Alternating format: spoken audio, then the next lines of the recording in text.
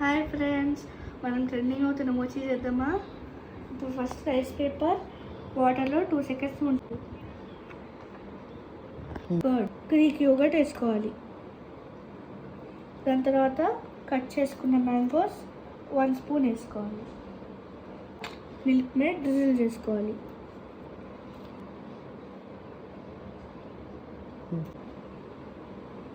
Wrap చేయాలి దాన్ని.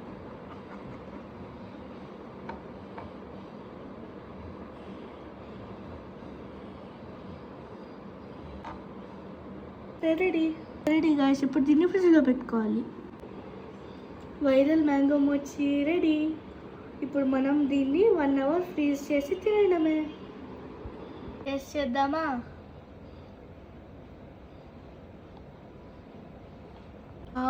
Super ఉంది గాయ్స్. మీరు కూడా ట్రై చేసి చెప్పండి.